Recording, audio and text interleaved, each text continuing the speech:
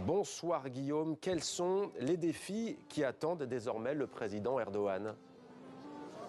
Eh bien, Mohamed, d'abord, il y a deux immenses défis qui s'imposent au président, des questions qu'il a soigneusement évité d'évoquer lors de ses meetings, à commencer par la crise économique, cette inflation galopante qui pourtant oppresse une grande majorité des Turcs qui ont du mal à finir leur mois. Cette inflation, la livre a perdu 2 fois sa valeur, les réserves d'argent sont au plus bas. Donc Recep Tayyip Erdogan a enfin évoqué la question vraiment hier en promettant de s'atteler à combattre cette inflation. Voilà. Et l'autre grand défi, eh bien, c'est la reconstruction dans les zones sinistrées par le séisme. Le président a promis de tout reconstruire en un an. Encore faut-il trouver les 100 milliards de dollars nécessaires. Voilà pour les deux défis qui s'imposent au président Erdogan. Et puis il y a aussi les défis qu'il s'impose à lui-même, à commencer par, dit-il, l'entrée dans un nouveau siècle pour la Turquie. Ça veut dire en fait que le président Erdogan, en cette année de centenaire de la République turque fondée par Mustafa Kemal, eh bien, il veut en finir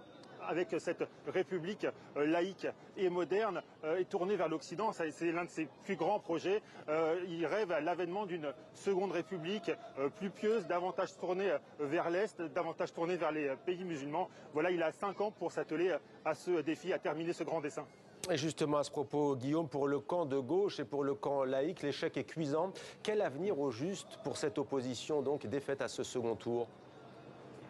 24 heures après cette défaite, difficile de savoir. Vous savez, cette opposition, elle était très hétéroclite. C'était un attelage hétéroclite entre 6 partis. Ça allait des sociodémocrates du CHP aux nationalistes du II Parti de Meral Akşener, en passant par les islamistes de Saadet. Ce qu'ils avaient vraiment en commun, c'était de vouloir faire tomber Recep Tayyip Erdogan. Ils n'y sont pas parvenus. Et maintenant, vont-ils continuer à travailler ensemble? Rien n'est moins sûr. Déjà aujourd'hui, quelques voix s'élèvent pour dire que le candidat Kemal Kılıçdaroğlu n'était pas le bon, qu'il n'avait pas la carrure, qu'il n'a pas fait les bons choix, notamment en droitisant son discours entre les 2 tours. Voilà, ça commence à sentir un petit peu les règlements de compte.